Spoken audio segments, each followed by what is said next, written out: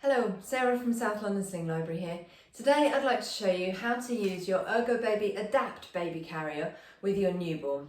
The Adapt is a brilliant carrier. It sometimes gets slightly overlooked because it doesn't offer the facing away position that some of the other ErgoBabies do offer. However, most babies don't need the facing away position. It tends to be led by us as the carrying adults. And the ErgoBaby Adapt can be a brilliant option. What it does offer you is the ability to have your baby on your front facing you, on your hip or your side, which can be a brilliant alternative to the facing away position, but also you can back carry with it when your baby is about kind of 6 months old, sitting unaided sort of age. Anyway, today we're going to look at how to use this for your newborn. We're going to look at the rucksack style straps, but I'll link up above.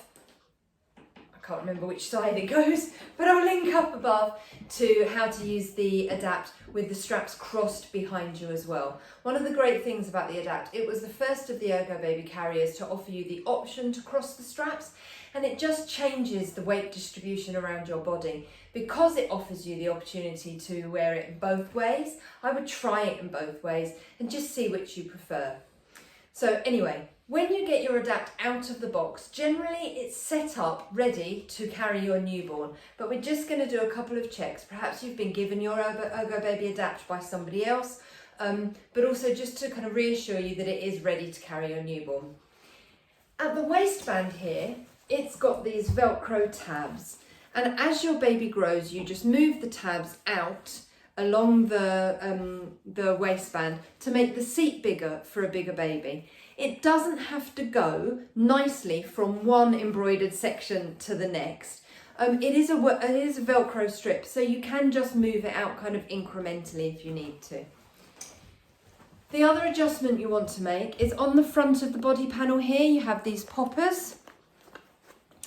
And you want to make sure that you've got that poppered strap fully tightened and then poppered down, and this is kind of adds another level of adjustment to the body panel here.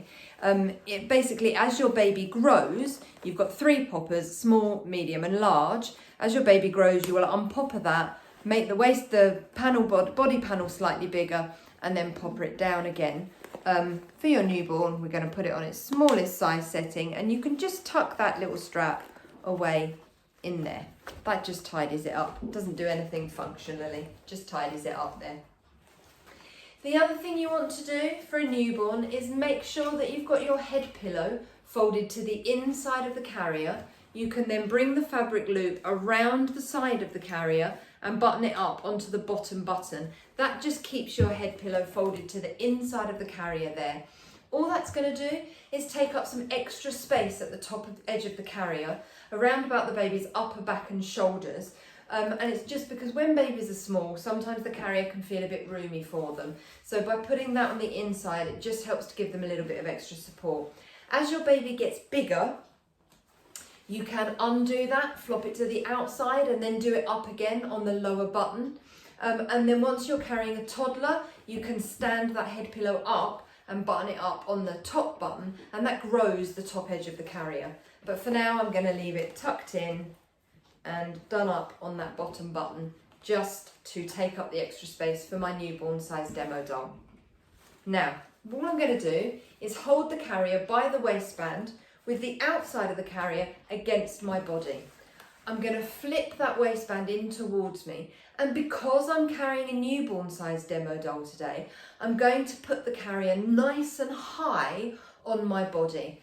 If I was going to carry a bigger baby, I might well have it lower, but if you have the carrier lower for a newborn, it's going to feel too big. The body panel is going to come up over the top of their head, and you really don't want that. So I'm going to put my waistband nice and high on my body, take it round behind me and get it clipped up. Once you've got it clipped up, you find you've got a tightening strap on either side. If you hold the carrier, you can then pull one strap and then the other, just to get this waistband nicely snugged around you. If you pull both straps at once, nothing happens. We want to end up with this body panel roughly in the middle of your back and the carrier roughly in the middle of your front. Now, rucksack style straps have a back clip that needs to be done up behind you.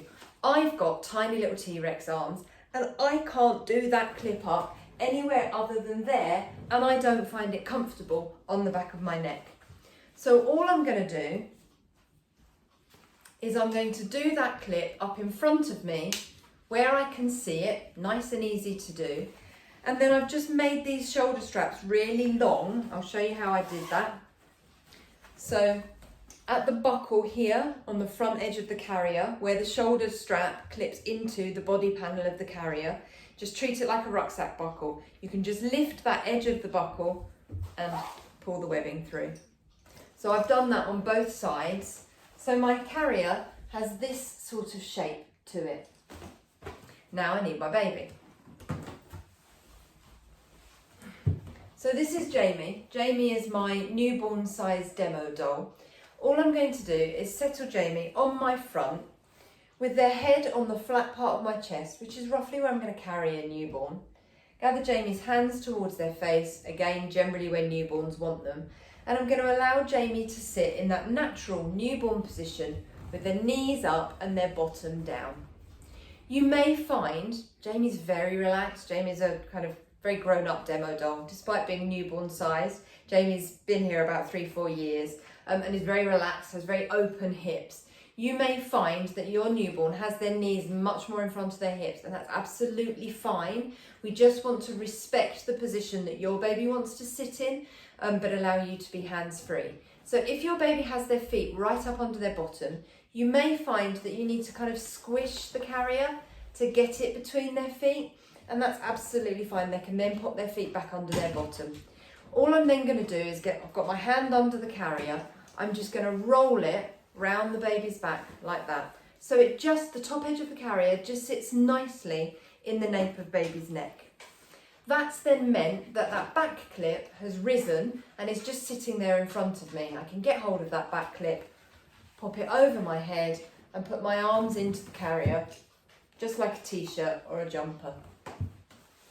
Then supporting my baby, because we're not secure yet, I'm then going to find this buckle at the front of the carrier, and I'm going to take that strap and just pull backwards to tighten.